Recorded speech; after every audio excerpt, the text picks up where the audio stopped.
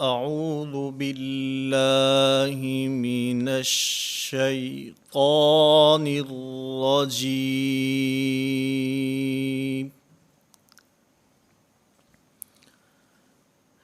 بسم الله الرحمن الرحيم.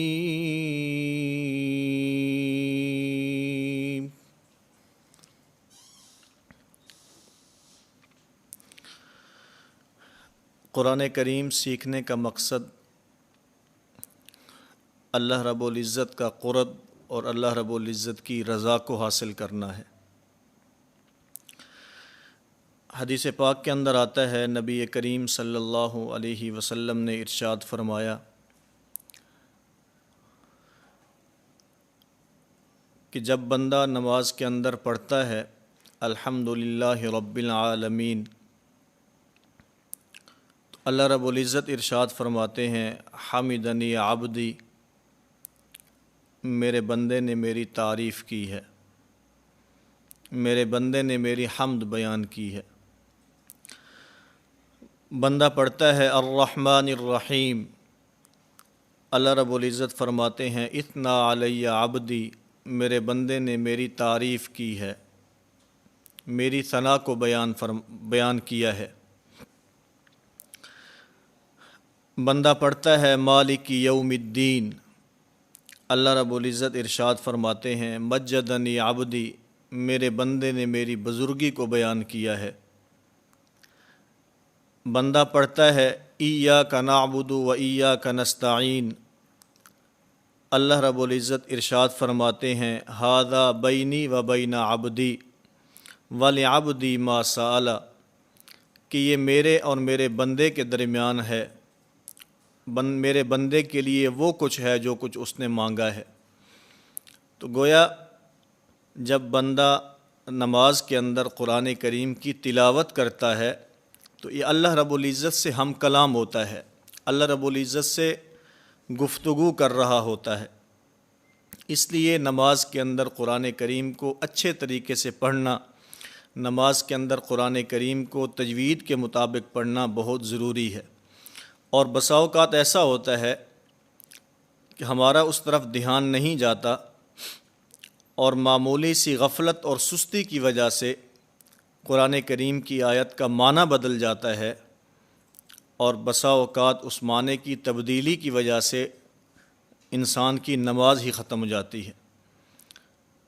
اس لیے قرآن کریم کو تجوید کے ساتھ سیکھنا اور قرآن کریم کو تجوید کے ساتھ پڑھنا بہت ضروری ہے۔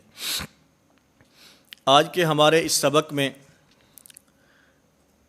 نورانی قاعدہ کی تختی نمبر 2 ہے، حروف مرکبات۔ مرکبات کا معنی ملے ہوئے حروف۔ گزشتہ اسباق میں ہم نے حروف مفردات پڑھے جن کو حروف تہجی اور حروف ہجا بھی کہا جاتا ہے۔ آج کے ہمارے اس سبق میں حروف مرکبات ہیں۔ اس تختی کا مقصد اس تختی کے اندر مختلف حروف کی مختلف شکلیں لکھ کر سمجھانا مقصود ہے۔ مصحف عثمانی میں وہ نسخہ جس کو حضرت سیدنا عثمان غنی رضی اللہ تعالی عنہ نے مرتب کروایا، اس کے اندر ان حروف کی جو مختلف شکلیں موجود ہیں وہ مختلف شکلیں لکھ کر سمجھانا مقصود ہے۔ مثال کے طور پر آپ قاعدہ میں دیکھیں گے، اس میں یہ لام کی مختلف شکلیں ہیں، لام الف، پھر آگے یہ شکل ہے لام الف، پھر آگے چل کر یہ شکل ہے لام الف، پھر آگے چل کر یہ شکل ہے لام الف۔ یہ لام کی مختلف شکلیں ہیں۔ اسی طرح یہ لام ہا،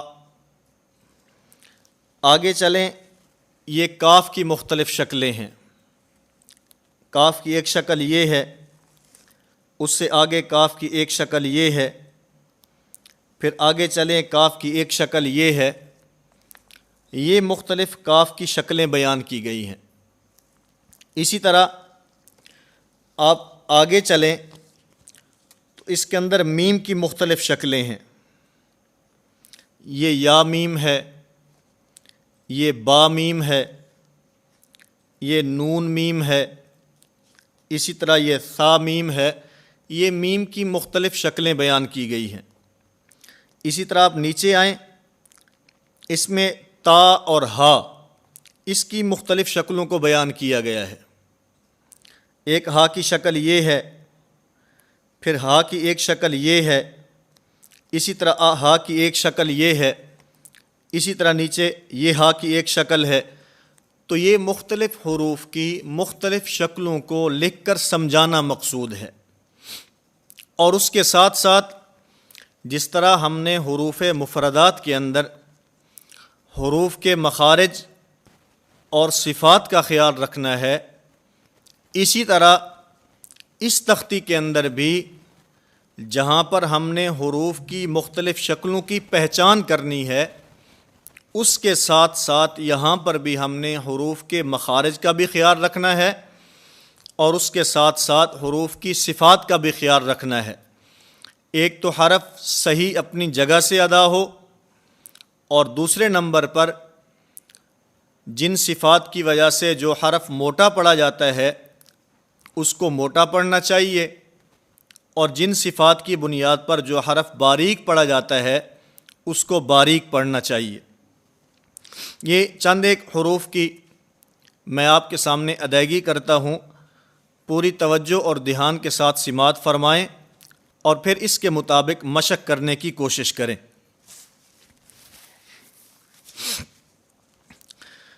الف لام الف لام الف، با الف لام الف لام لام الف لام ہا۔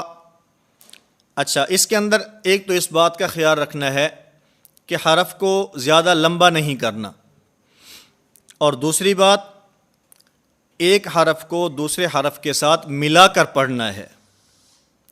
ایسا نہ ہو ایک حرف کی ادائیگی ہو، پھر اس کے بعد درمیان میں سکتہ آ جائے، پھر اس کے بعد دوسرا حرف پڑھا جائے، یا اسی طرح پہلے حرف کی ادائیگی میں قلقلہ ہو جائے اور پھر دوسرا حرف پڑھا جائے۔ اس بات کا خاص خیال رکھنا ہے۔ لام ہا، اب اس میں لام ہا لام ہا، اس میں یہ قلقلہ کی طرف چلا جاتا ہے، اور اگر آپ اس کو اس طرح پڑھیں لام ہا، یہ سکتہ ہو جائے گا۔ سکتے سے بھی بچنا ہے اور اسی طرح قلقلہ سے بھی بچنا ہے۔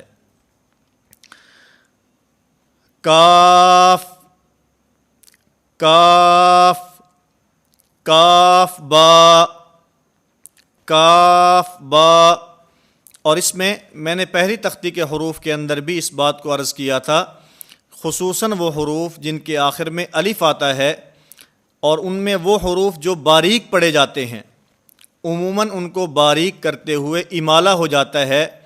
امالہ کا مطلب زبر زیر کی طرف اور الف یا کی طرف مائل ہو جاتا ہے، زبر کا زیر کی طرف جھکاؤ ہو جاتا ہے، الف کا یا کی طرف جھکاؤ ہو جاتا ہے۔ تو اس بات کا خاص خیال رکھنا ہے۔ کاف الف کاف الف، با کاف تا با کاف تا تا کاف سا، اور اس میں یہ بات بھی سمجھ لیں کہ یہ درمیان میں جو کٹ والا کاف ہے، جو جسے کش والا کاف کہا جاتا ہے، یہ جس طرح یہ کاف با کے اندر آپ کو نظر آ رہا ہے، اور اسی طرح نیچے تا کاف سا کے اندر نظر آ رہا ہے، یہ صرف سمجھانے کے لیے اس کو درمیان کے اندر لکھا ہے، ورنہ عمومی طور پر آپ قرآن کریم کی تلاوت کریں تو یہ کاف جو ہے کٹ والا یہ جملے کے درمیان میں نہیں آتا بلکہ ہمیشہ جملے کے آخر کے اندر آتا ہے۔ اولئک ھم المفلحون، اولئک ھم الفائزون، تو یہ جو کاف ہے یہ نہ شروع میں آئے گا نہ درمیان کے اندر آئے گا بلکہ یہ کاف جملے کے آخر کے اندر آتا ہے۔ اسی طرح آگے چلیں، مختلف الفاظ ہیں، ان کی شکلیں لکھ کر سمجھانا مقصود ہے، ان کی پہچان مقصود ہے، خصوصاً چھوٹے بچے جو صحیح طرح حروف کی پہچان نہیں کر سکتے، یہ ان کے لیے ہے۔ اور اسی طرح بڑی عمر کا وہ آدمی جس نے بچپن کے اندر قرآن کریم نہیں پڑھا، اس کے لیے بھی حروف کی پہچان مشکل ہوتی ہے، تو یہ مختلف حروف آگے پیچھے کر کے لکھے ہیں تاکہ اچھی طرح ذہن نشین ہو جائیں۔ نون خا، نون خا، یا حا، با جیم، یا میم، با میم، نون میم۔ آگے نیچے چلیں، یا جیم با، با خا تا۔ اسی طرح آخر کے اندر یہ آپ کو حمزے کی مختلف شکلیں نظر آ رہی ہیں۔ اس میں عموماً جو غلطی ہوتی ہے وہ پڑھنے کے اندر بچہ یوں پڑھتا ہے، حمزہ الف، حمزہ واو اور حمزہ یا۔ یہ اس طرح نہیں پڑھنا بلکہ قاعدہ کے اندر بھی اس کے پڑھنے کی جو صورت ہے وہ موجود ہے۔ حمزہ بشکل الف، حمزہ بشکل واو، حمزہ بشکل یا، اس لیے کہ حمزہ کی مختلف شکلیں ہیں۔ کبھی حمزہ الف کی شکل میں آتا ہے، کبھی حمزہ واو کی شکل میں آتا ہے، اور کبھی حمزہ یا کی شکل کے اندر آتا ہے۔ تو اس کو حمزہ الف، حمزہ واو اور حمزہ یا نہیں پڑھنا بلکہ حمزہ بشکل الف، حمزہ بشکل واو اور حمزہ بشکل یا پڑھنا ہے۔ تو یہ چند ایک حروف میں نے آپ حضرات کی خدمت میں پیش کیے۔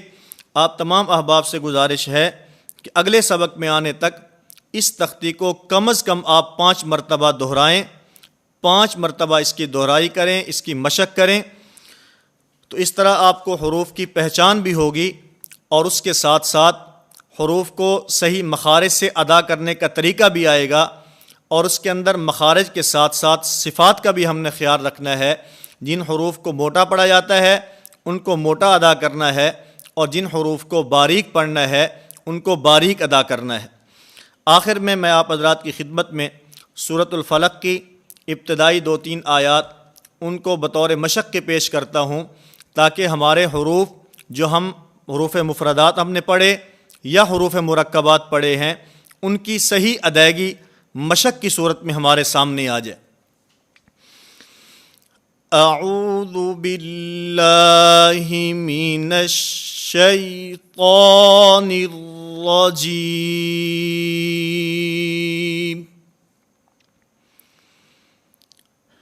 بسم اللہ الرحمن الرحیم،